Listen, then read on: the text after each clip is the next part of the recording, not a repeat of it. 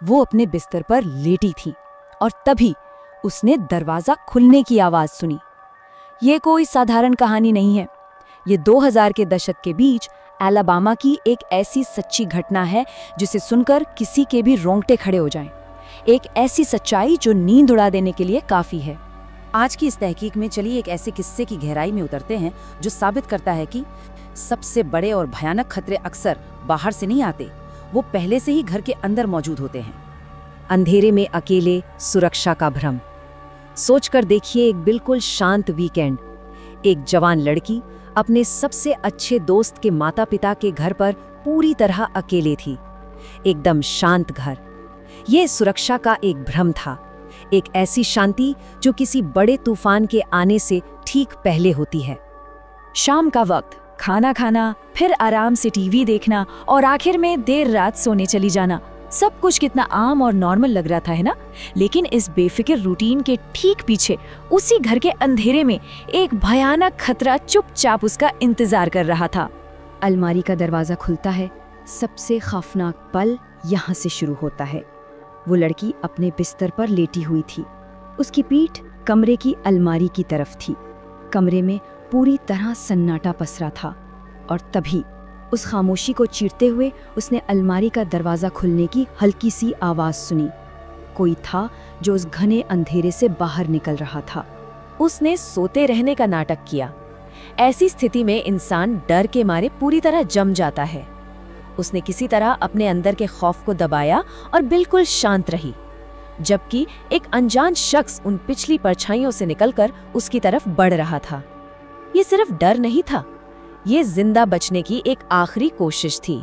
उस घुसपैठिए ने जो कुछ भी किया वो बहुत ही धीरे और सोचे समझे तरीके से किया। पहला कदम, वो बिस्तर के चारों ओर घूमकर उस तरफ आया जिधर लड़की का चेहरा था।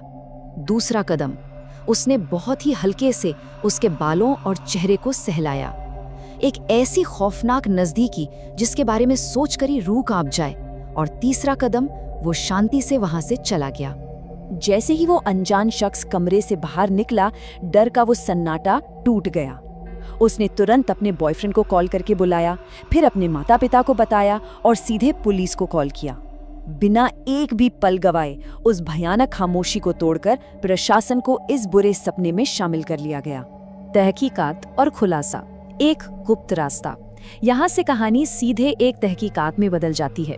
पुलिस जब वहां पहुंची तो सबसे बड़ा सवाल यही था कि एक पूरी तरह से लॉक किए हुए घर में कोई दरिंदा आखिर अंदर घुसा कैसे? वो गुप्त रास्ता था कहाँ? यहाँ एक ऐसी चूक सामने आती है जो होश उड़ा दे। इस परिवार के पास कोई कुत्ता नहीं था, लेकिन घर में कुत्तों के आने जाने के लिए एक छोटा सा दरवाजा था जिसे लॉक नहीं किया गया था। उन्हें लगा कि इसकी जरूरत ही क्या है, और यही एक छोटी सी अनसुनी भूल उस दरिंदे के लिए घर के अंदर आने का सबसे आसान रास्ता बन गई। जंगल में ठिकाना, एक लंबा इंतजार, क्योंकि कहानी यहीं पर खत्म नहीं होती। ये कोई अचानक की गई चोरी या हमला नहीं था। एक भयानक जुनून उस घर के ठीक पीछे पेड़ों की कतार के उस पार शांति से पनप रहा था। इस सच्चाई को स्वीकार करना बेहद भारी और डरावना है। वो अनजान शख्स पिछले कई महीनों से उस घर के पीछे वाले जंगल में एक टेंट लगाकर रह रहा था। महीनों तक वो वहां अंधेरे में छुपा था, ठीक उस घर की दीवारों के पीछे, सब कुछ देखते हुए और सिर्फ उस एक मौके का इंतजार करते हुए। जब पुलिस ने जंगल में उस जगह की तलाशी ली तो वहां जो सबूत मिले वो दिल दहला देने वाले थे। महीनों तक उस टेंट में रहने के निशान वहां मौजूद थे।